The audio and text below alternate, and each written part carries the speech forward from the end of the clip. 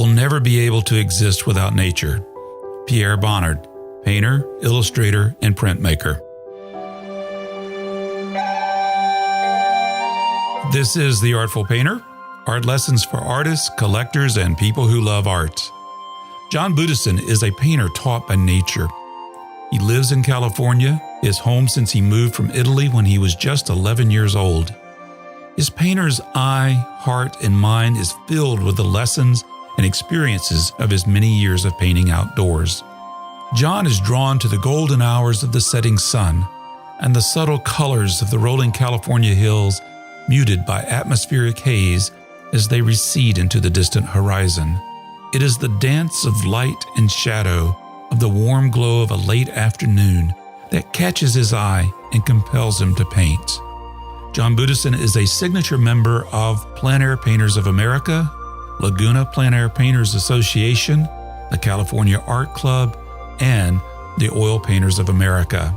In this episode, John talks about his approach to painting, his process, and what inspires him. He shares his thoughts on the apparent rise in popularity of outdoor painting. John also shares exciting and inspiring stories of some of his outdoor painting adventures. Above all, John reminds us to be humble students of nature. If you let it teach you, you will become a better artist as you absorb nature's lessons. My name is Carl Olson, and this is The Artful Painter.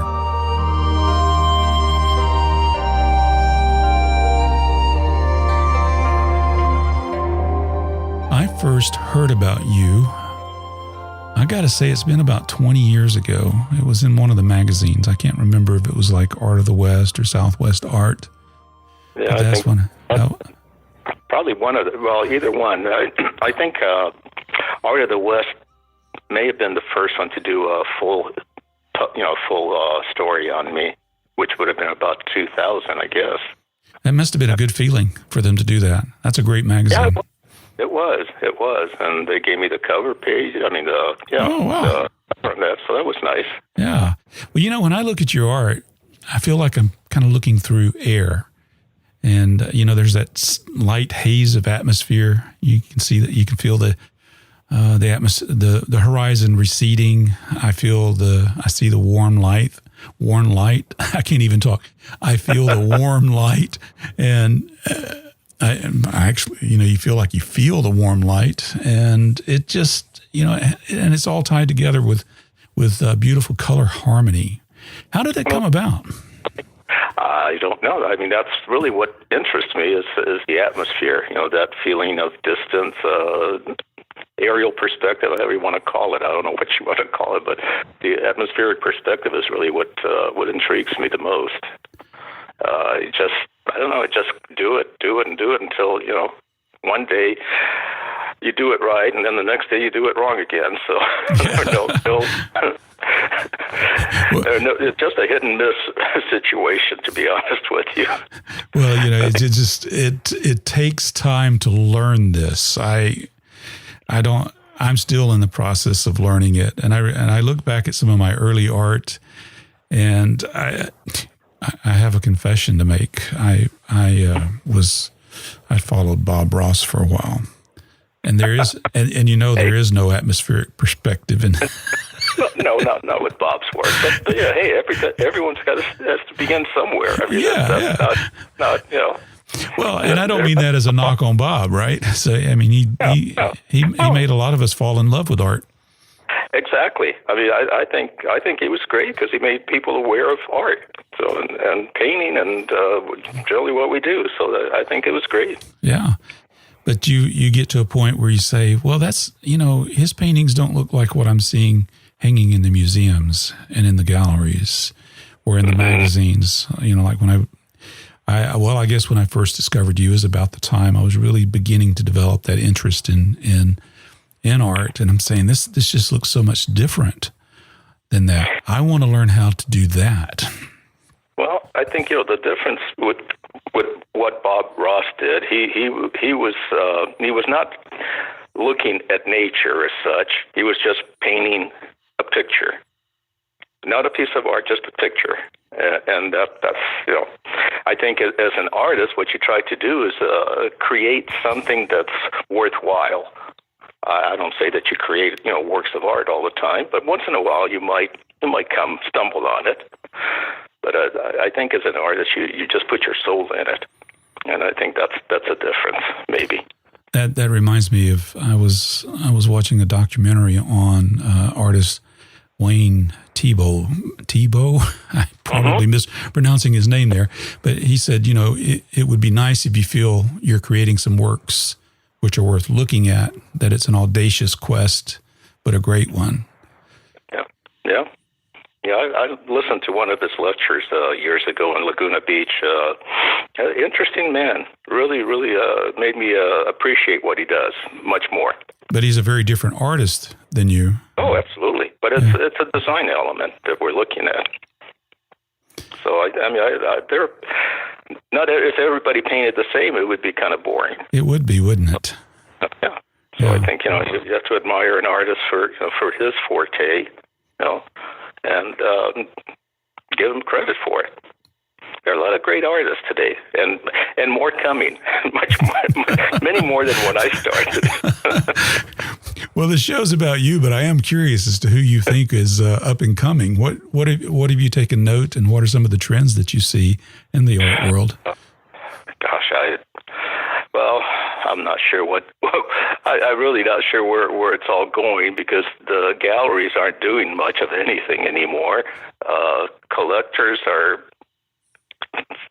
dying off, the old collectors. The new collectors are more interested in electronics than art. So that's going to be an interesting situation to see, how it all works out. My feeling is that art will never die. Somehow it's going to stay alive. It will be alive. It needs to be. It's part of, I think, our whole being. I think everywhere you go back, even to the cavemen, there was art. It would just be interesting to see how it's going to evolve.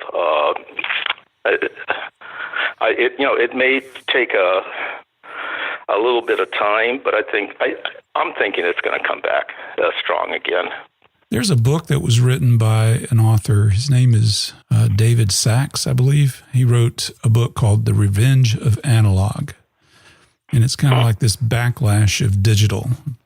Yeah. And, I'm not opposed to digital. It's how you and I are communicating at this very moment. It's a useful tool. It has its place. But there's a disconnect between the tangible, that which I can touch, that which I can see. And when I look at a work of art that was done 500 years ago, there's a physicality to it. I can touch it. I can see, well, if I touch it, the museum guard will get me, but but I could. We've had guards looking at us quite closely many, many times. You too, huh? Yeah. We went to the Sorolla exhibit years ago in San Diego, California, and went with John Asaro and Kevin McPherson. And John Asaro had his value scale with him, and he's checking values against the paintings. You mean he's pulling it out and putting it up against the painting?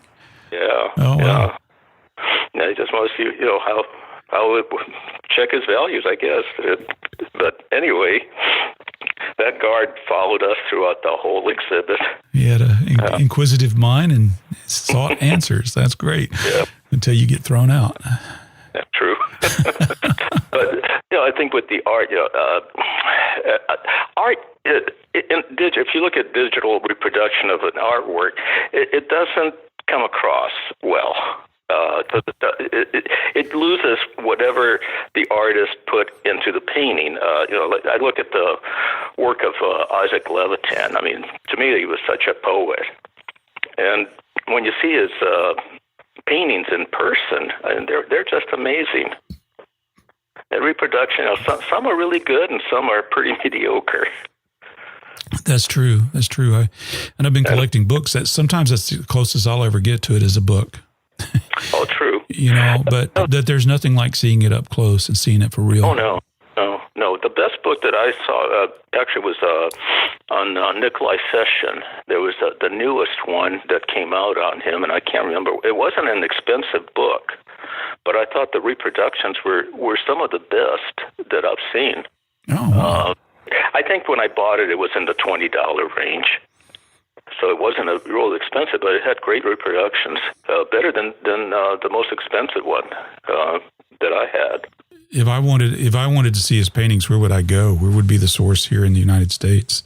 Well, probably you'd have to go Taos would be, one place. Well, the Cowboy, was it Cowboy Hall of Fame museum? I think it's in Oklahoma. They bought his studio when he died. Okay. And the other one would be Taos, the Fishing House. Is still there. His house is still there, and I think you can tour it. Now, I don't know if they always have his paintings on display or not. They used to have a show about once a year of his work. Our San Diego Museum usually only hangs one or two of his paintings. They had, I'm thinking at least 7 they used to have, and some really gorgeous pieces. And they kept them in the office, in the lobby, of the waiting room of the lobby of the offices. That's where they used to be. Nice. Yeah. And I met a lady that she owned, I think five Fishins. And she was going to will them to the San Diego Museum. They refused them. They refused them? Yep. And they said, we have enough of this work. Oh, well, I guess that's a good problem to have, I suppose. Yeah. If you can, the person at that time was more into modern art, so he didn't really care about representational work. You think that tide is changing? I'm hoping it will, definitely. I mean, there's room for both, but I don't know. I see modern work that I really like, and I see modern work that I just don't understand. But that's I don't understand the hype. But I mean, a fascinating book that I read was on William de Kooning. I thought that was a really, really interesting book. It made me appreciate more, his work more. I attended a lecture by Clyde Aspavig, and he was really encouraging us not to be closed-minded to modern works of art, that we could get ideas, we could borrow ideas and be inspired by ideas from the modern art world in our impressionistic or realistic or representational art. He's absolutely right. I think he's a great painter. Yeah. I saw one, the first time I saw one of his paintings was in the Booth Museum. Looked at it for a long time until the guards got a little nervous at me, so back to that. But now, when I look at a lot of your art, it has a spontaneity to it. You did a lot of outdoor painting, still do, I imagine? Yeah, not as much as I used to. Just logistics. Most of the places here have been developed, so there's very little to go and paint from close by. I wound up going to river washes, and that's about the most I have around here anymore. What do you like to paint? Anything. I like to go out. The last few hours of the day. I usually head out about 2:30 or so, and if the sky's interesting, I like doing the sunset. And again, it's tough to find a spot where you can get a nice view of the sky. Yeah. And so there's a couple areas around. I usually wind up going to the same place, and at least I can see the sky there. Yeah, here in Georgia, we have lots of trees and rolling hills, so sometimes it's tough to get that expansive view. Mm-hmm. It's more intimate and up close, and so that's what we have to work with a lot of times, is that more intimate and crowded tangle of green and limbs and that sort of thing, trying to make the best of it, Yeah, greens are tough. When you have green upon green, that's not easy to paint. No. It's a challenge. Yeah.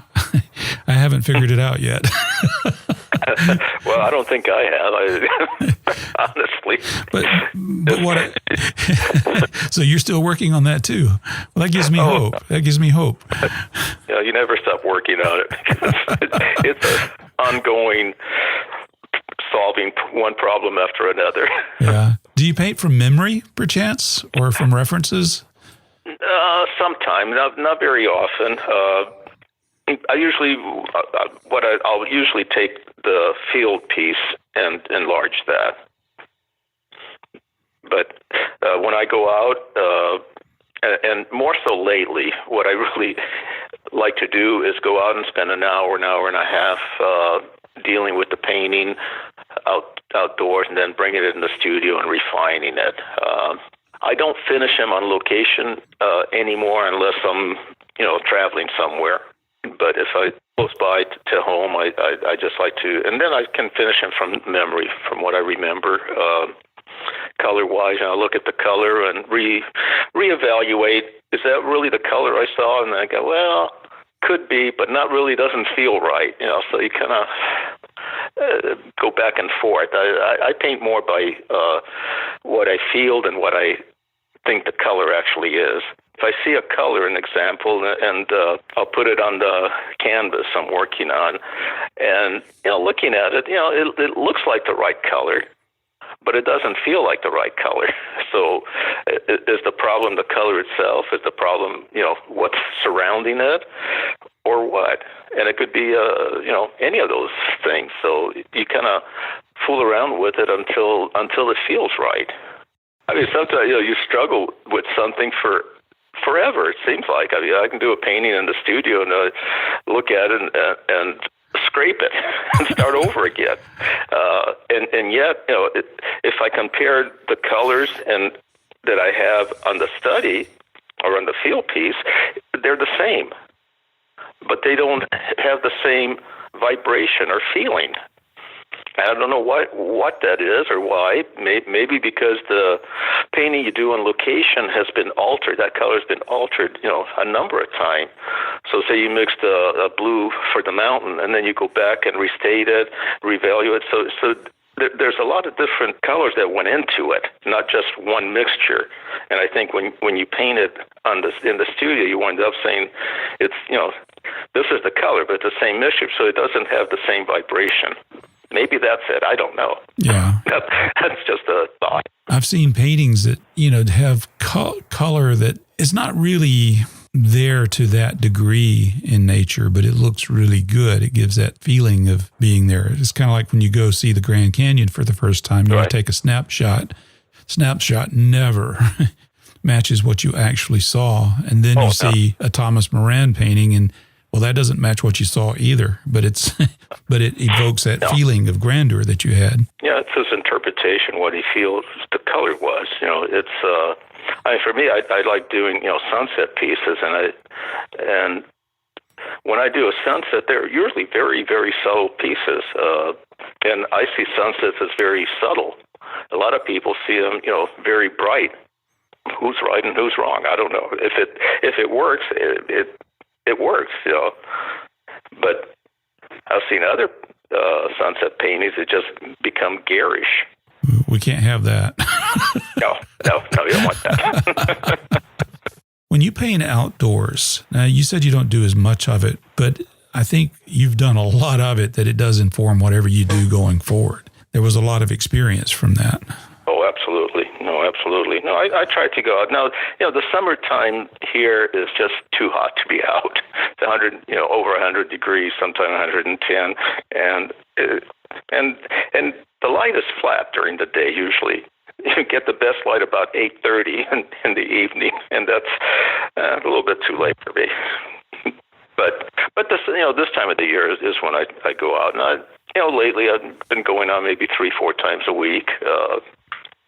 Trying to look for places. Always you wind up going to the same location, and it doesn't matter. I mean, to me, it's just an exercise. I paint the same scene. They're always different. The time of day is different. I'm looking at 2 right now, and they're really pretty much the same color, the same value, very high key, 2 different places, but they're still 2 different paintings. Well, it seems like there would be benefit in painting the same subject multiple times. Well, yes and no. All right. Give me the yes part and the no part. yes and no. Well, the yes part is, okay, you know the area. The no part is that it's like starting over again. Even though you painted it 50 times, you can probably draw the same thing, but then you have to go with how you feel about the scene. If it's exciting enough, or if it's boring. If you're not really, usually I find if I'm not 100% excited about the scene, the painting comes out so. And so sometimes I think it's the fact that if you go back too many times, maybe you I don't know, not that you lose the interest, but maybe it becomes too familiar. I don't know. So there's a balancing act there. I think so. Yeah, I think so. Yeah. I mean, I can see benefits both ways. I have a photography background, so I didn't take just one shot. I took multiple shots, and I would go at different times because, like you said, the light changes. Photographers looked for the golden hour, and that's essentially what you're doing. You're looking for that golden hour almost with the lighting, so that you get that beautiful light and atmospheric perspective in your paintings. Right. But if you do it too much, then you get bored with it. Yeah, I think that's part of it too. Yeah. Now I'm going back to doing sunsets, which I hadn't done for quite a while, and so I think it's it's a cycle. I find I'm painting more high key than I used to, less contrast than when I began painting. Interesting. But I think it's an evolution, And I always look back, at the time I never liked what I did back then, and I look at it now. I said, "Gee, that was better than what I'm doing now." Oh my goodness! I guess that's a chronic problem with everyone I've ever talked to. They not happy with their work. No, I think the minute you are happy and you settle to with what you do is the day you stop growing. I agree with that. My wife was talking to me a while back. She chides me for being self-deprecating. And I said, well, I agree. Sometimes I probably do it too much because you need to have a measure of confidence. But you also have to have I have in my mind where I want to be as an artist, where I want to go. And I've gotten a late start in life, so I got to really push it. I'll never catch up with guys like you, but I'm going to give it a good run for the money. So if I don't get uncomfortable, I won't have any chance of coming anywhere near reaching that goal. Oh, it's true. I think you just push yourself to another level. That's really what it amounts to. There was a statement an artist made, and I wish I would have kept that article because I don't remember who it was. I'm sure it was one of the dead guys, but his statement was, "When I was young man, they said there wasn't anybody that painted better than I did." And I said, "Now that I'm old, everybody paints better than I do." And I thought it was really pretty profound statement. Well, always be learning. It's a cliche, but it's so true. It's what we need to keep doing. Yeah. Very true. Very, very. So I don't know. It's been a nice run. I can't complain. I've loved doing it. It's had ups and downs and a lot of tribulations. Well, when you say tribulations and ups and downs, if you don't mind me asking, what do you mean? Within yourself, tribulation is always feel that you're falling short. You want to be better than that, and What pulls you out of that? I don't know that you ever pull out of it. Honestly, I think you always want to do better than what you do, and I think that's really kind of the turmoil I'm talking about is actually that. Yeah.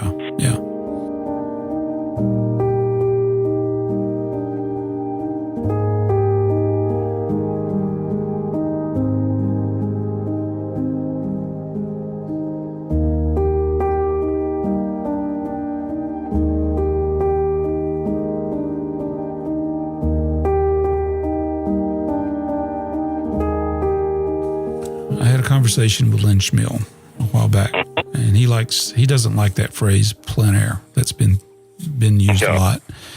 I mean, Right. he doesn't care if people use it, but it's just not something he prefers to use. He calls them on the spotters. And Right. and I think it's part of a philosophical response to, I'm having trouble with getting used to this phrase that I've been hearing a lot where it's called a movement.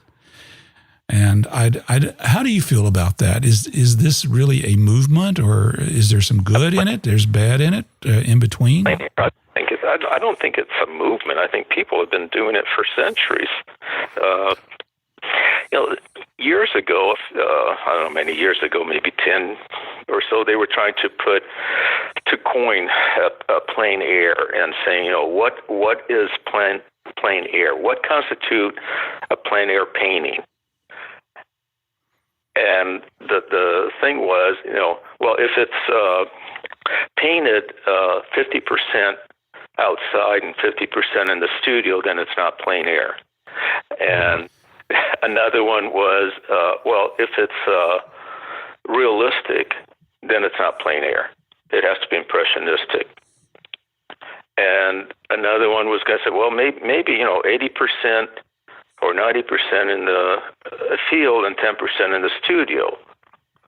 And I think that's just ridiculous. You see people that... Well, you talk about sucking the fun out of it. Oh, absolutely. Well, you see people that say, well, I'm a plein air painter. This is and they advertise these god-awful paintings and say plein air. Well, I'd rather have a studio painting that's good than a bad plein air painting. So when you're out in the field painting, and I agree with Lynn on that, because I don't like to use that word plein air either. I'd like to say painting on location or on the spot, whatever. When you're out there in the field, you're painting, you're getting information, and when you bring it back into the studio, you're just refining that information. So if you see something that bothers you, it didn't bother you in the field, but you look in the studio, well, I don't like that passage, so you change it. So you're just trying to create a better painting, and that's the whole thing to me. It's you creating something worthwhile and not leaving something that you've done in the field that isn't quite up to par. Yeah, so it's not a means to an end right there in the field. It's no. Yeah. You're gathering information. You're learning. You're learning to see. You're learning to converse with nature, and that's all. That's what being outside is. A communion with nature. I like outdoor painting.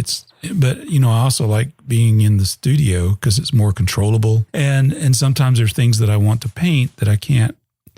It's not realistic for me to travel to or to go there, right? So my wife and I went to Greece, which was kind of a once in a lifetime, opportunity. So we did that, and it was great. Took a lot of pictures. I didn't even get to paint because I was with friends, so I can't just whip out an easel. Well, I guess I could have, right. But I really wanted to make everybody mad, but I didn't want to do that. So, but I still took all of that information, sketching and whatever, and used it here and had fun with it. I found joy in doing that. Yeah. Well, you've experienced it in real life first. Right. That's. I think that's a key. I've done workshops in Italy, and after the workshop, my wife and I, we go wherever we go. I don't paint. I just like to take in the lifestyle, I guess. Just do what we want to do and enjoy ourselves and feel what's there. Yeah.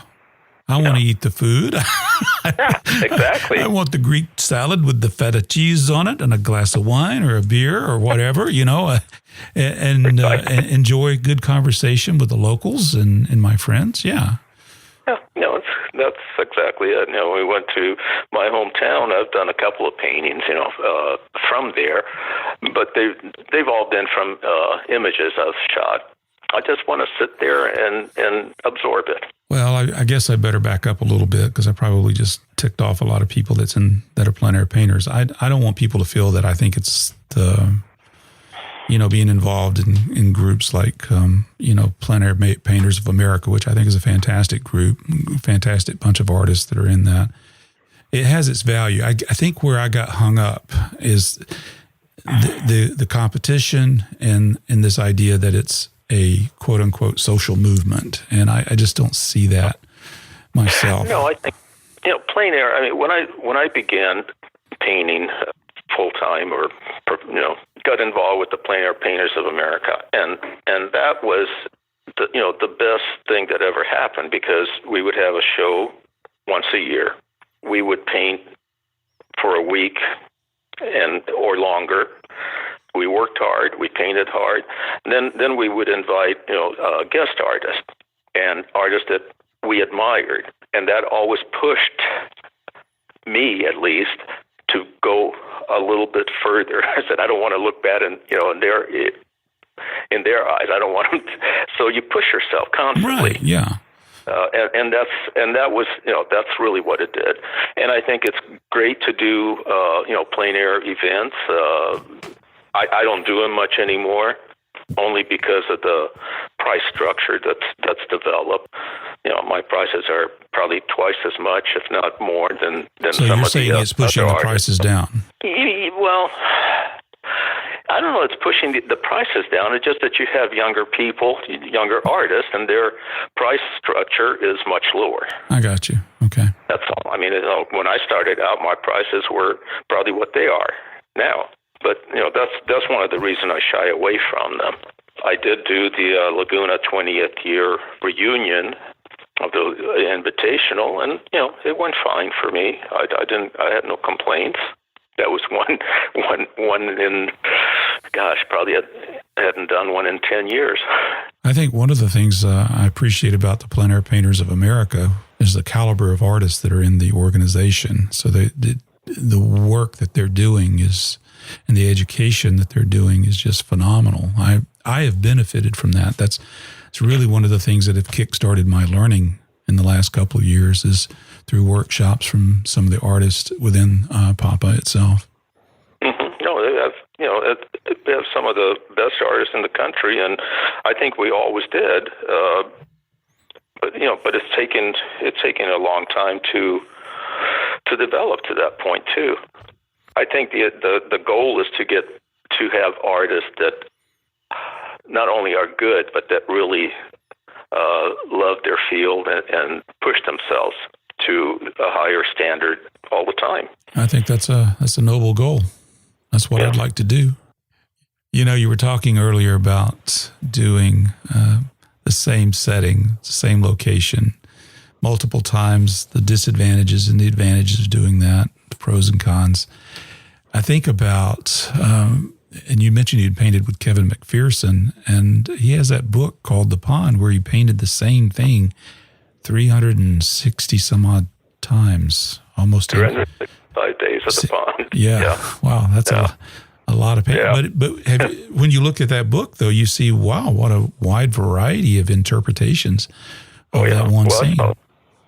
I saw this exhibit at the museum here in Pasadena, and I was really, he really, a lot of observation, because everyone were different, and everyone were really good paintings. So that's quite a challenge. That's quite an undertaking, really, to think about it.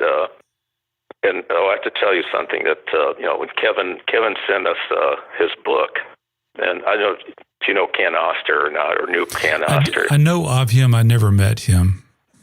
So Ken Oster sends him a thank you card. He said, "Thank you for the book, Kevin. I particularly like the painting of the pond." No way. That was Ken. Oh, well, it's a thought-provoking exercise. I think it was in one of his early books that he said, if you do, I forgot the number now, like 100 paintings or 50 paintings or something like that, just... Probably 250. Maybe it was 250. I can't remember the number. I'm at that age where I can tell the same story over and over and never get bored, so... I know the feeling. kids might, but I don't. So, yeah. So to do that many, I that's the goal that I set last year, was to do at least. Well, I didn't do 100 paintings. I did maybe 50 paintings, which is a lot less than I would like to, but that's the most I've ever done in 1 year as a student. And I want to up that ante this year. And I could tell that there's definitely benefit in doing that. Well, for me, the benefit was just going out, because I especially at the beginning, I used to, of course, then I had more places to go. Right. Around here, but I used to go out, in the morning, come home for lunch, and I would probably do 4 or 5, and I did just 6 by 8s, Yeah. 4, 5, 6 by 8s a day. Not that they were all good, but once in a while you got one that looked pretty decent, and did that for years. That was my teacher. Was nature, just getting out and dealing, being there. Not to say dealing with it, because I don't like the word dealing with it, but just being there with communicating with nature. And I think that helps even with your design. The more you do it, the more in tune you become with what you see, the more you can plan things, move things around, and make the painting work, make the design work. Well, what is your design process? My design process is just keeping the eye moving around the painting. That's my whenever I think of that is just to have everything in there bringing me back into the painting. I don't know how it's hard to explain over the phone, but yeah, I know. It's the irony is not lost on me that this is a totally audio experience, and we're talking about a very visual art. Exactly. Well, the only way I can say is, if you see a mountain, as example, you see a shadow line. You use that shadow to bring your eye into the painting to wherever you want it to go. So you don't want it to go out of the painting, you want it to come back into the painting. And that's what I look at everything in a painting, is that it goes eye movement, basically. I guess that's what I'm trying to say. And to me, when someone said, talking about design, composition, I said, what is it? They said, good taste. And that makes sense. So it's more about eye movement than, say, like a central focal point. Some artists say you need to have one strong focal point. Others talk about rule of thirds and golden means. Yeah, some say that. I mean, I've never followed that rule. I don't know that some paintings have a strong central point. Probably most of them do have, something that's more prominent in another area, but I don't know. I just look around at the scene, and sometimes, you're looking at a landscape, it's all just about that. There are no houses, nothing. I'm looking at one little one I have here, and I don't know if really, I guess the central point would be the mountain, but that's about it, I guess. Well, but that's interesting to me, because you see, as I think about this, I think a lot of, it doesn't matter what you're doing, whether it's learning how to cook or learning how to paint or learning how to play music or whatever, whatever trade you're doing. The first thing you do is you look for the recipe, because there's very little thought into it, but you feel like you may get a repeatable result from it. Does that make sense? But you've taken it to the next level. You're more concerned about the person who's going to be viewing this painting. It takes more thought to think about eye movement than it does to lay a grid on a canvas and say, okay, I need to put something interesting right here at this point. Yeah. Well, some things are pretty obvious. You don't want to put something dead center in the canvas. Yeah. But you can if it works. Yeah, Stanley Kubrick did it in his movies. I mean, it's for every rule. There's I mean, I look at Len's work, and I mean his very, very strong on design, very strong. But and I admire his work immensely. But I couldn't paint like he does, nor would I want to really, because then I'd be thinking. I would be thinking as Len and not as myself. Yeah, what would Len do versus what would John do, right? Right. Yeah. And so, but for every rule, there's an exception. So if you can break the rule and make it work, why not? Yeah. Well, I like paintings that draw me in, that I can explore. Yeah. Yeah, and and it makes me ask questions. I was looking at a painting just this weekend, and it's just a highway scene, and it's curving. It looks like one of the Georgia curving mountain roads going through the country. And you see a hint of a driveway off to the left, and then you see the woods going off to the side. And then so it just starts making you ask questions like, well, where does that go? What does that do? Where is this?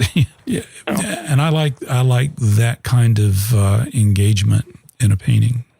No, I agree. I think, what I do with my painting, I guess, there's a lot of subtlety in there, which most people overlook subtlety. They want more color, more, something to hit you between the eye. But I think that's the greatest compliment I've had from collectors is that they say every time they look at the painting, they see something different. And I think that's nice. Yeah, I've been staring. A lot of times when I do these recordings, I'll take one or two paintings of the artist that I'm interviewing, and it allows me to have a place to rest my eyes because I can't see you, so I got to look at something, right? Yeah. But I'm looking at one painting that you did. It's called Worthless Bay, and it just draws me in. And I keep wondering, okay, if I was in a sailboat, what would happen if I went around that little point that comes sticking out that's in the upper foreground there? Not foreground, but the upper third of the painting. It just draws me in, and subtlety is it.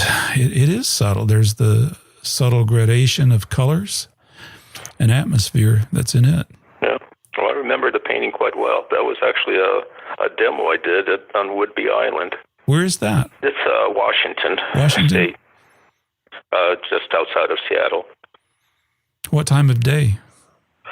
It must have been in the morning, because I would, probably around, I would guess between 9, 10 o'clock. It just is very quiet, peaceful. Well, I think most of my paintings are quiet. I need quiet in my life, John. I can't handle all this shock art and loud stuff that's going on. But you do use color effectively. You don't always shy away from subtlety. You do have some that just they're beautiful. I'm looking at one where I don't know what the title of it is. Looks like Winter Sky is the file name. So when I look at Winter Sky, color does appear to be, it has a striking role in it. In that one, I guess it's a sunset. Yeah, that would be.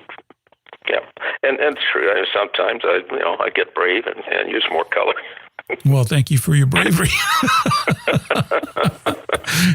But see, so now you have dynamic range. So you have these beautiful paintings with subtlety, but then when it's time to make a statement, it stands out in a good way. Well, it all depends, on what I'm looking at, I guess. Just kind of what's in front of me. I don't know if you're looking at the home page. There's one. I don't know which one you're looking at. The home page, I have a mountain scene and one with the red sky. Is that the one you were red looking sky is the one I'm talking about. Yeah. Yeah. I mean, I like the mountain scene too, but the red sky just, I guess because the color draws you in on that one. It just boom, there it is. Yeah, but it's still, I mean, I don't know if the original was that strong or not. I don't remember now because it's been a while. I haven't updated my website in eons. As far as paintings are concerned. Well, you're not alone in that. Most artists just want to create art. They don't want to worry about their website. No, that's true. We don't. I was talking to somebody the other day about Bill Anton. He doesn't even have a website. No, it doesn't. Wouldn't that be nice? Go through life not even having to have a website or a social media presence. He doesn't. He's on his own. That's a good situation to be in. Yeah. He's a great guy. Oh yeah, it's fantastic. Yeah. Yeah.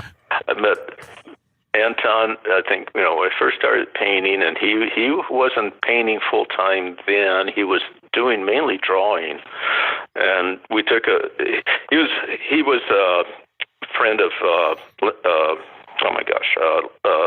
Michael Lynch. Yeah. Or became friends with him anyway, and I took a workshop with Mike, and Bill was there, and I give the man credit because he did not put a painting out until he felt he was ready. He did a lot of drawing. I think he survived, probably made most of his living drawing at that time. I'm assuming anyway, because I really didn't connect with him until years later. Great person, great guy, great painter. Now, did I hear correctly that you studied with Lynch Mill as well? I took a workshop with him, and really liked his work a lot. And I think he's still like his work. I think he's really a very giving individual, very, very, very good artist, great person.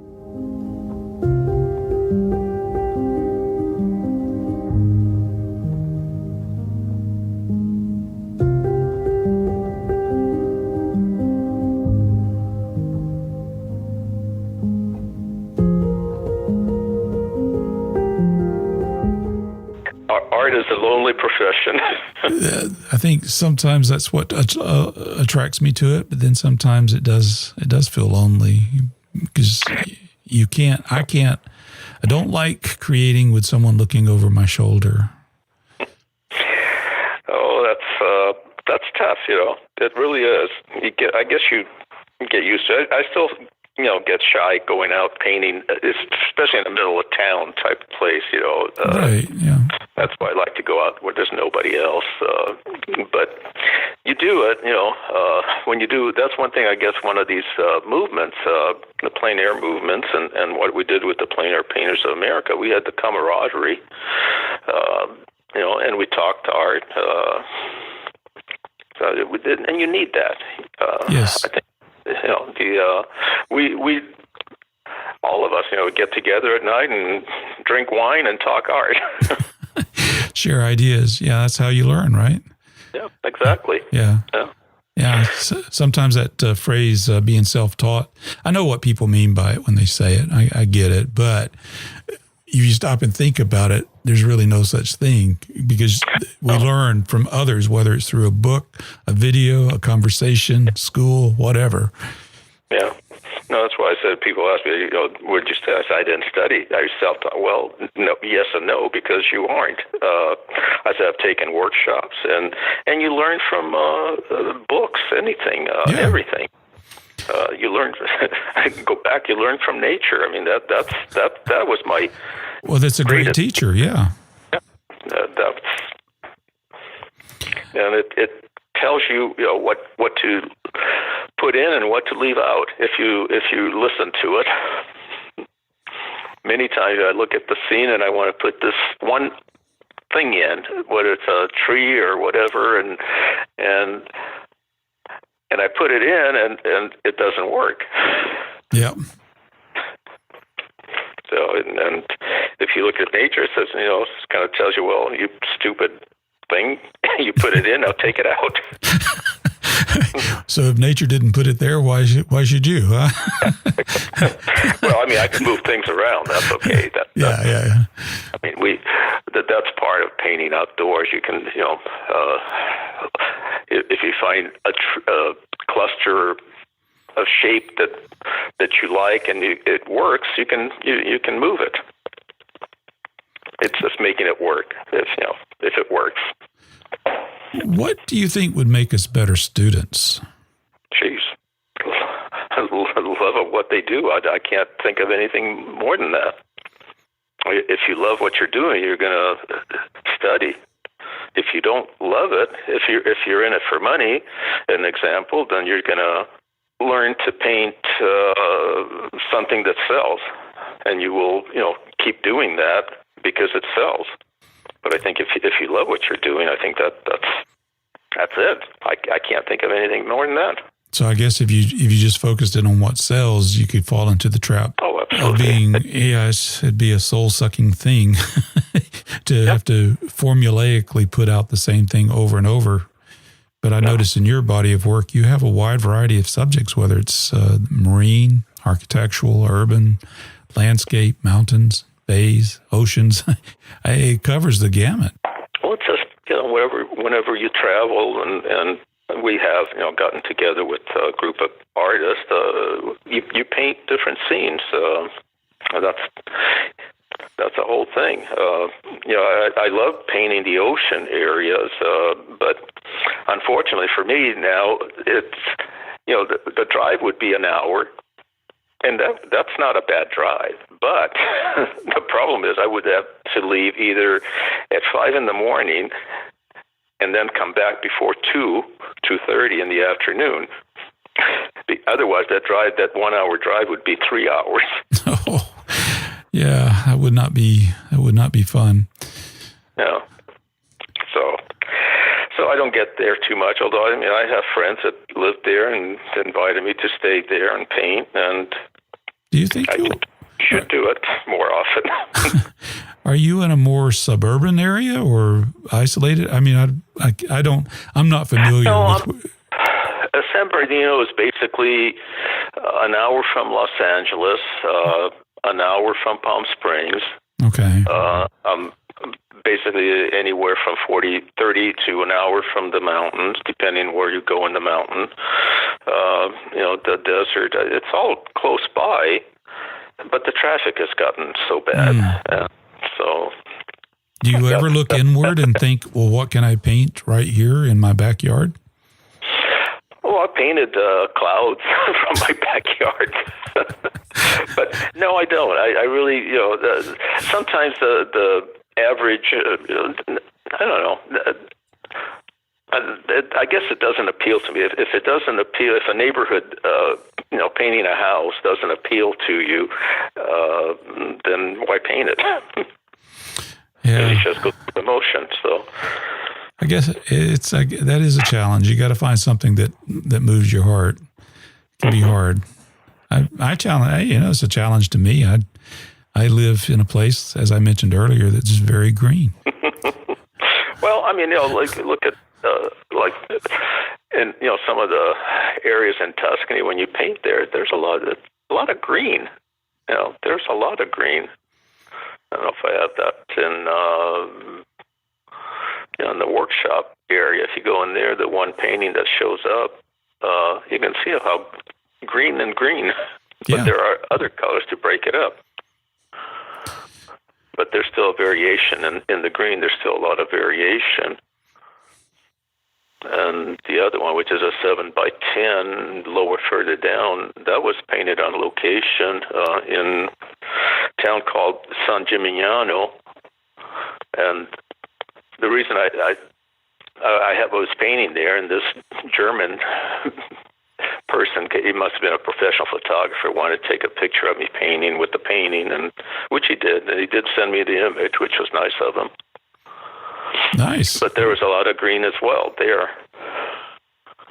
But it's just trying to get, the distance from one green up close to the green in the middle to the green in the distance.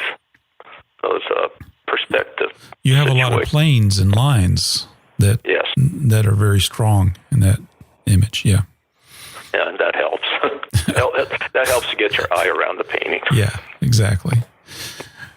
What's the most interesting thing that ever happened to you while you were out plein air painting? My gosh, interesting. Many things. I was painting one time with George Strickland in Arizona. I remember the town we were painting outside, and George yelling at me, and I can't hear a thing because I'm in the zone, I guess. And this car came zooming by, being chased. The police is chasing it. And oh, no. the car jumped, and so it was just coming right at me, but it didn't. And it turned out that it was a big SUV. It was stolen from a car wash, and it happened to be a police car. I mean, a police owned it. So he had his friend chasing his car. But another one was, I was painting in Texas during the bluebonnet season, a place called City Willow Loop. And I pulled off the side of the road, careful not to step on any flowers or anything, and started painting. And I'm painting, and this Jeep comes roaring in, trampling the flowers. Guy gets out with a beer can and wants to know what I'm doing. And I said, I'm painting. I said, is this your property, your land? And he goes, yeah. That's off the side of the road, you know. Right. And so I didn't realize anybody owned it. He goes, well, somebody's got to own it. I said, well, geez, I hope you don't mind me painting here. And he says, well, says my wife doesn't care. I said, oh boy, I'm done. Back up. Then he goes, let me see what you're doing. So he looks at it. Oh, that's not bad. Not bad. He said, you ought to name this painting where the road used to be. He said, before where you're at, the road used to go this way, and then we had a big flood and washed the whole road out. So I said, well, go ahead and finish. That's fine. I mean, I thought I really was going to have a situation there for a while. Oh, people are funny. Well, most people have been really nice, but I mean, I've had the police called on me because I'm painting from my car. I had the window down and the thing, they want to know what I'm doing. Well, it's a shame that people have to be really suspicious about things. Yeah. Yeah. I was painting in a wash area here, and there's a prison, maybe about a mile up the road or so, and I've painted there a lot. I've never had a problem. Well, this time the sheriff stops by. What are you doing? I said, I'm painting. Well, we don't like people being here. Oh dear. And I said, well, what's the problem? I said, well, because I don't know what his problem was. He just, I guess he wanted to show off his authority or what. Yeah. And then finally says, well, hurry up and finish. Oh, well. I don't know. He didn't. He was too lazy to get out of his car and come up, the 200, 300 feet that I was away. But what was one of the most rewarding experiences that you had painting on location? Oh gosh, well, several. The one time I don't do commission, but I did a commission because the gallery said I would. Anyway, I was painting. I went to these people's house. They had a house on the lake, and I did a little 8x10 for them to look at, and then from that we agreed to whatever they picked. I would do a larger version of it, and I think it was their grandson was there, and he just sat and watched me for the whole 2 hours that I took to do that paint. The grandson, how old was he? Just must have been about 7, 8 wow. years old. Maybe. Nice. And I thought that was really, really nice. So when I finished the commission piece, I told the gallery to give the painting to the grandson, which I hope they did. Well, and you never know what kind of effect that might have had on that young boy. Exactly. That's the thing, because it makes you feel good that he had such an interest in painting, or at least what I was doing, to the point where hopefully it sparked something in him, and he stayed with it, or took it up, or at least loved painting. But I think that's a lot of it, and many times, usually painting, I have kids that come up to see what I'm doing. That was another one that really was really nice. I was painting in Pisa, and I'm painting, setting up the entrance, people coming in, and they had a bunch of vendors around there, so I used some of the booths there on one side and the road and the arches and the thing coming in. Well, this one of the vendors came up to see what I was doing and, talked to me a little bit, and then he came back and checked the progress. And then he started bringing all his friends over to see the process. Wow. So it was kind of nice. It really, interested, and they talked, and periodically he'd come and check until I was done. Isn't it wonderful that people are curious about that process? Yeah, it's neat. Oh, and one other one was with our bus driver. When did a workshop, he came. He would come and watch for hours. Every time I did a demo or something, he would watch. And I did one painting. It was afterwards, We were supposed to be at the bus waiting, because we were supposed to meet him at the bus. And it was, late afternoon, I guess it would be close to the end of the day. And I just looked at this painting at this side, and I said, I should paint it. And no, it's too late. And one of the guys said, go ahead and paint it. Oh, wow. I said, well, okay. All right. And then the Marco was the driver, came by, and he stopped there and looked, and then he's just stayed with me and talked to me through the whole painting. I talked to him through the whole painting. Wow. And one of the guys said, I didn't know you spoke Italian that well. I said, well, I didn't either, because I had no idea what I was saying. I speak Italian, but it was just a fluid conversation, which surprised me. Oh, wow. Let's talk a little bit about your tools. I know that's not necessarily the most important thing, but it is a fun aspect of considering the craft. Do you mind sharing with us what you use, what you like to paint on, what colors you like to use, that kind of thing? Well, I generally use that Klesson number 13 or 12 linen, which is fairly smooth canvas. Lately I've been going back. I used to use that Red Lion Polyflex, and lately I've been going back to it for the smaller things. And then I found out that they made a smooth version of that, which is even better. So I'm trying that one out now. So you're saying in that Polyflex, the weave is not very pronounced? They do make a smooth surface. The one they used to make was really, really rough. Now it's a little smoother than it used to be. See.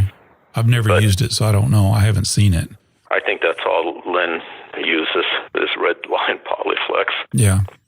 It's really a nice canvas. I mean, it really is. And it holds the paint really beautifully. Is it oil primed, or do you have to prime it yourself? It's acrylic primed.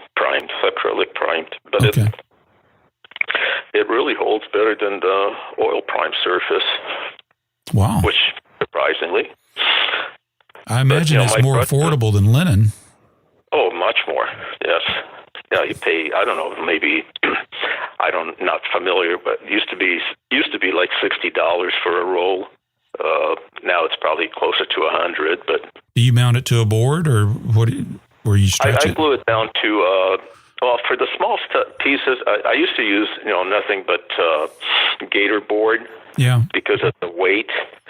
But with gator board through the year, you damage the edges and the things. So I really just use on Baltic birch, eighth inch Baltic birch. I glue everything onto. Do you have problems with it warping? No, I usually shellac the back of it. And if they warp a little bit, once you frame them, you straighten them out. I really haven't had much problem with warping on that. Unless, of course, if you live where there's a high humidity, you may. Yeah, my success with those have not been great. I've ordered several panels like 9x12s. They're on Baltic birch, and it has the Claessen's 66, I think, which is, I guess, a little bit more medium texture, and it's single prime. But every time I order those, they're warped. And it's true, if you put them in a frame, they'll flatten out. But what if you don't put them in a frame? What if you use a float frame or something like that? It's more problematic to straighten them out. And I've shellacked the back of those things. They just continue to be a problem for me. Maybe it is because it's a high humidity area where I live. That could very well be the problem. Yeah. I used to use this New Tradition art panels, and when I bought from them, he had a little 8x10. There were I don't know what they were, wood, but plywood, but I'm not sure if it was Baltic birch or not. But anyway, the back of it were really well primed with, I'm assuming he used lacquer. It was a dark backing, so he did a really, really nice job. I don't know if he's still doing them. I haven't used them for a long time. Well, I do like that look, and I do like the look of even the shellacked Baltic birch. If it just didn't warp, I'd be happy because it looks great. Like I said, the back was shellacked pretty well, and I know he was the only one that used shellac on the panel, on the back of the panel in those days.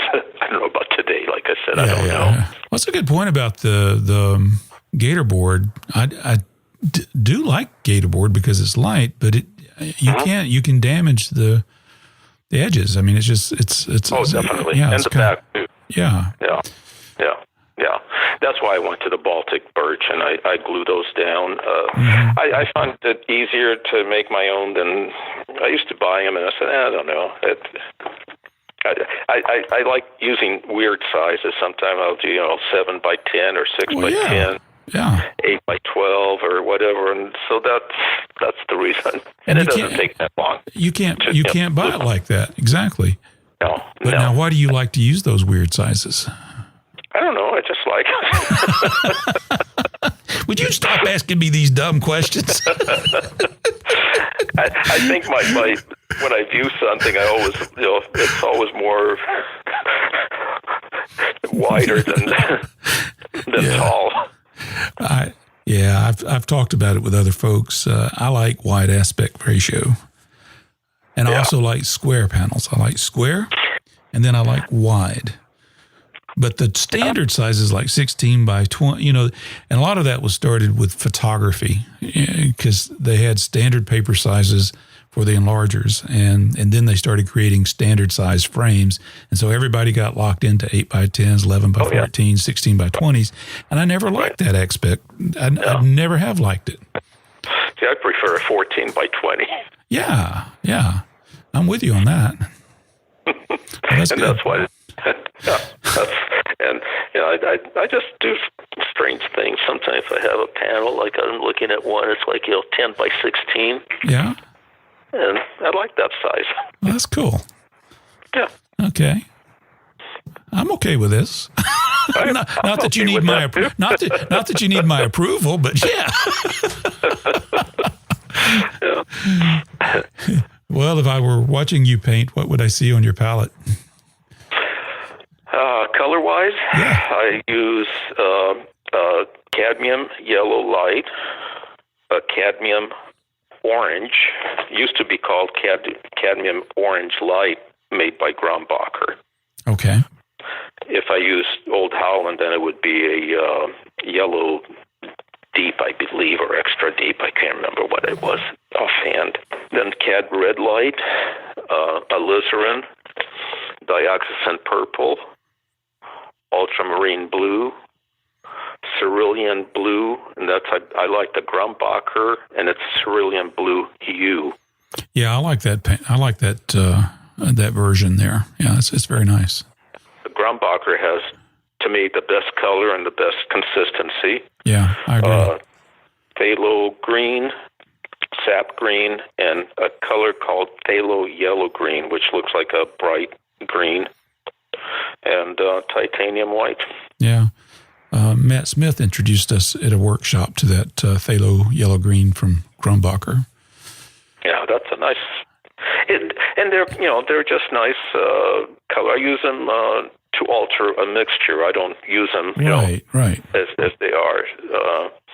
The phthalo green, that's where I get most of my darks on the trees with alizarin and the cerulean blue. Those are generally my three colors for my darks. And depending, white, more blue, whichever. What brand are you using on the? I know you mentioned the Grumbacher, but the others, is that like Gamblin or Holbein or something like that? I use I have the ultramarine. I have Old Holland. Okay.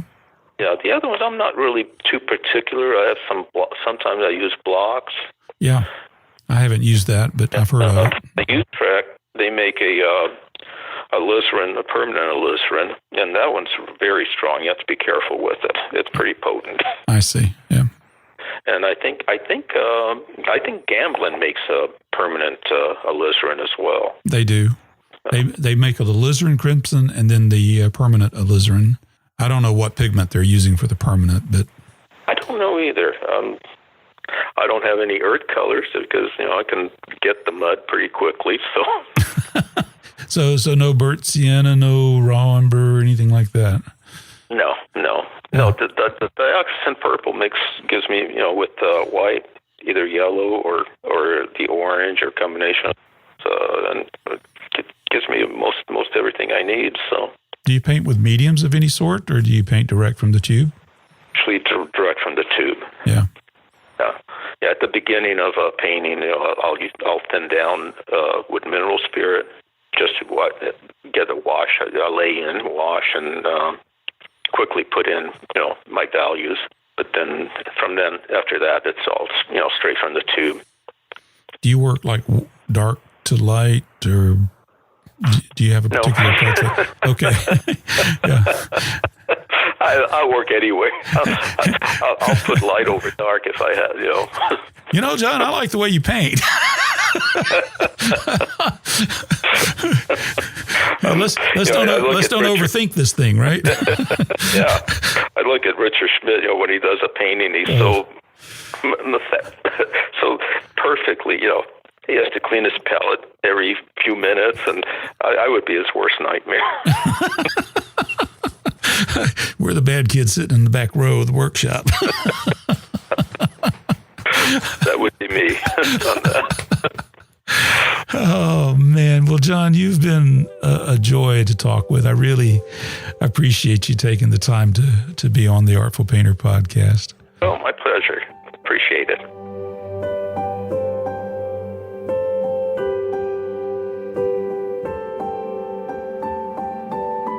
I thoroughly enjoyed that conversation with John Budicin. I'm happy that he took the time to share his years of experience and wisdom in today's episode. To find out more about John and see some beautiful examples of his artwork, you can visit his website at johnbudicin.com. I'll have a link in the show notes to make it easy for you. The way you spell his last name is Budicin.com. So that's johnbudicin.com. I also want to express my gratitude to Mark Ritorno. I met him about 2 years ago at a Plein Air Painters of America event at the Booth Museum. He is currently serving as the executive director and board member of PAPA, the Plein Air Painters of America. So I'm very grateful to him for introducing me to some of the wonderful members that make up that organization. I want to tell you about something I've done to my website. I've added a new page. It's called Reading Essentials. It's a new page on my website that lists a few of my favorite art books. Now, it's a work in progress, as I have several books I want to share with you, so it's not complete by any means. I started off this list mainly with how-tos, but there's a lot of other books that are very inspiring, and I will add them over time. I'd like to know, what are some of your favorite art books? Let me know. You can send me an email through my website, also at carlolson.tv. You can click on the Contact tab and let me know. But go to carlolson.tv or theartfulpainter.com. Either way, it gets you to the same place. And click on the tab that says Reading Essentials, and that'll show you some of my favorite art books. So I look forward to hearing from you about what books you like to read. Now, before I close out this show, I need to to share the feedback that I've received over the last couple of months. I have been very neglectful in not sharing feedback that I've received, so I want to make it up to you. Now, the reason I read these emails and comments, I know it sounds like I'm tooting my own horn, and I guess to some extent that I am. So I am happy about this endeavor, this thing called The Artful Painter. But really what makes it possible is you, the listener. So this is my way of acknowledging you. You took the time to write me an email, to leave a comment, to get in touch with me and tell me what you thought about this show. And that's invaluable. I really appreciate it. So since you took the time to share with me your feedback, I'm grateful to you, and I want to let people know about you. Now, I do have a small favor to ask. A lot of times I get feedback, there's no link. I can't see your website. So if you have a website, I want you to include it if you're comfortable doing so. The reason is I want to share it too. You might as well get a little bit of exposure, right? So if you're up to it, the next time you send me feedback, include your link. I'll be glad to share it. Now, I can't make promises that I'll read every comment, that I'll share every link. I'll just mention that up front. Sometimes I forget them. Sometimes it may accidentally get deleted. Heaven forbid. I'm sorry. But it does happen. But hopefully you'll overlook that and forgive me. Well, let's get right into it. So the first comment that I have is from Devi. They say, "Hi, Carl. I never listened to podcasts until this year. Yours was one of a few I subscribed at the beginning. I counted my hearing sense to be my weakest sense, but although English is not my mother tongue, nor now my spoken language, I don't have any issues at all listening to your podcast. I either commute to work or paint and draw while listening. I really, really love your podcast and enjoy it. Each episode is so inspiring, so I want to say thank you for recording them. Best wishes from an Indonesian expat in Germany." Wow, that's amazing. I love hearing from people from all over the world. So thank you, Debbie. I really appreciate that. And I appreciate you listening to the podcast. I very much do. Thank you. Another comment comes from, and I don't know how to pronounce this. It's Koma. I'll say Kamal. This person is commenting on the episode that featured Ann Blair Brown. I believe that was episode number 19. They say, "This particular podcast, when Ann says, 'You can do this, it doesn't have to be perfect,' it just brought tears to my eyes. It is so rare you come across someone understanding that feeling of chasing a dream. Love your podcast. The best part is it truly involves note-making lessons that one can implement too, and not just listening and going home and forgetting all about it.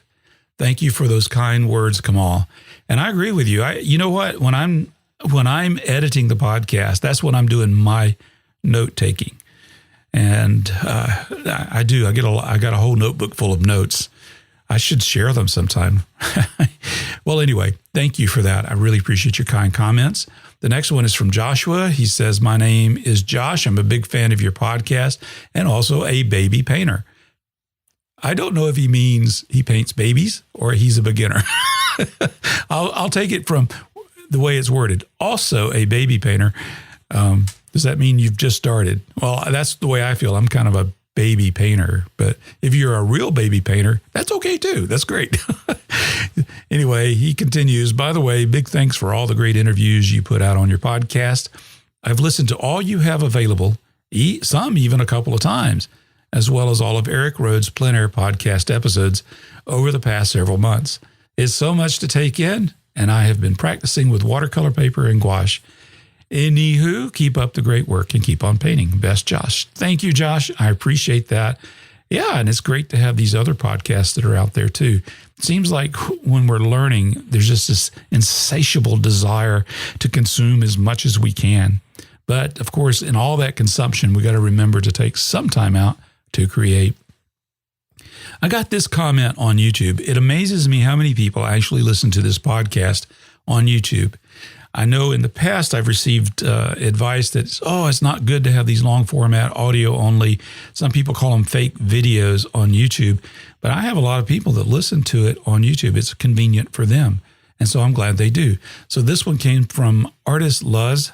They say, I love listening to your podcast. So thank you for that. I appreciate it. And thank you for validating the podcast being on YouTube as well as other sources like Apple Podcast, Google Podcast, Spotify, and all these other places. Sergio writes, great podcast. I discovered your podcast over the holidays and am having a great time going through the episodes. Keep up the great work. Kind regards, Sergio. Sergio, thank you for that. And I'm going to try my best to keep producing them. Got several already lined up and ready to be released or getting ready to be released. Wanda Conry says, thank you, Carl. A great listen. She was referencing the episode number 18 with Bill Farnsworth. So thank you, Wanda. I appreciate that encouragement. Mel writes, great interviews. Thank you for all you do and being a great host that listens and asks great questions. Love your voice. I discovered new and old artists from the Farnsworth interview. Hey, thanks, Mel. Appreciate that. I feel like my voice is cracking and getting hoarse the older I get, but hopefully it won't become so offensive that no one can listen to it. So thank you for that. Rose writes, I'm enjoying your podcast so very much. I just listened to the generous and in-depth podcast with Michelle Jung. Thank you for what you do. You are an excellent interviewer and bring out so much from each interview. Hey, thanks, Rose. I appreciate that. And Leslie writes, Carl, I just wanted to let you know how much I enjoy your podcast. I listen usually when I'm driving 4 hours to visit my dad. I live in Auburn, Alabama. Hey, I've been there. Auburn, right? And she continues, she says, I'm friends with David Boyd and acquainted with Bill Farnsworth through the annual Planner South, which I highly recommend. David's interview with you is how I found your podcast. Today on the way back to Auburn from Huntsville, I listened to the Bill Farnsworth interview and the one with Phil Stark, which I felt was full of wonderful tips. I plan to check out his website tonight. I was not familiar with his work. Keep up the excellent work. Hey, thanks, Leslie. I appreciate that. Yeah, Phil Stark is a wealth of knowledge, and since he's moved to Georgia, I've met him a couple of times face to face, and just a really delightful man. I really enjoy talking with him. So yeah, follow him. Make sure you check out some of his online training resources as well. I'm really interested in seeing what he's going to have available here in Georgia as he gets settled in. Now, the next email is from Beth Cole. She says, just wanted to drop a quick note to thank you for your excellent podcast. The quality of artists you choose to interview, along with the quality of your audio, makes me a faithful listener. Thank you for all the time and effort you put into this wonderful production. At the end of the podcast with Phil Stark, you asked for feedback about websites. Just wanted to chime in with my 2 cents. I had a web design company for about 10 years before I started painting. So when it came time to do my artist website, I wanted something that looked great and was easy to maintain. For those reasons, I chose Squarespace. I have not been disappointed. I looked at FASO and many others before making that decision. Thank you again for your excellent work. Wishing you and your family all the best for the coming year, Beth Cole. Beth, thank you. And I appreciate you giving me that feedback about websites. By the way, if any of you would like to comment on where you have your websites hosted and some of the challenges that you're facing, as well as some of the good things that you enjoy about where you're hosting, let me know. I'd like to hear from you. It's interesting that Beth was a web designer for 10 years, and then she went to Squarespace. You know, I was a web developer for since the internet was formed. Since it sprung upon the earth. I've been writing HTML, CSS, JavaScript, PHP, CGI scripts, Ruby on Rails, and all that other mumbo jumbo. I've been doing that since, I guess, about the early 90s when the web became a thing. And guess what I did when it came time to make my own website? I went to Squarespace. That's what I use currently. Yeah, sometimes I get aggravated with it, but all of them have their quirks and advantages. So I chose to work with Squarespace. Oh, and before I move on, be sure to check out Beth's website. She was kind enough to include her website address. It's BethColeHandmade.com, and I'll include a link in the show notes for that. Thank you, Beth. All right, let's see here. Another one from Mark Dickinson, also in reference to the feedback about websites that I asked for in the Phil Stark episode. He says, I've been using FASO.com, probably one of the best website hosting for artists. I know I haven't taken advantage of all their marketing tools. Before that, I was using Squarespace.com. I was told years ago by a gallery owner that it's in my best interest to have a website besides social media. At first, I didn't take his advice, but I'm glad I did. So, thank you for that. I appreciate that, Mark.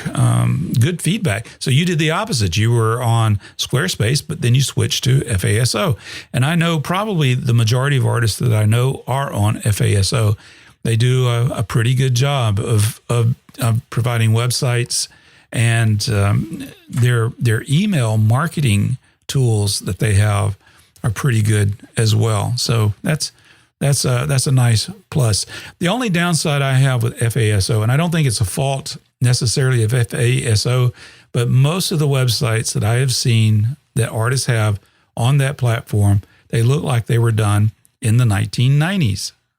And I know artists just don't want to have to spend time on a website, but you're a visual artist and your work is beautiful. Why not showcase it beautifully? So that's the only downside I have with that. FASO, many of the websites there just look, and I hope no one gets offended at me when I say this, but they're quite, well, let me put it this way. Your artwork deserves better, okay? Not better from FASO is a good platform. It's just, I don't know, perhaps it's the older templates that people are using. Maybe they have newer templates. I don't know. I need to look into it. I ought to get an FASO account and check into it. But anyway, that's just something to think about. It's something I've been thinking about. I think artists really should have beautiful websites to showcase their beautiful work. All right. I think that's about it in the way of feedback. I appreciate all the feedback that I've received. If you want to send me an email, ask a question, share feedback, just, have a conversation, go to carlolson.tv and click on the contact tab, and I'll get that email. So thank you for listening to The Artful Painter. I'll see you in the next episode.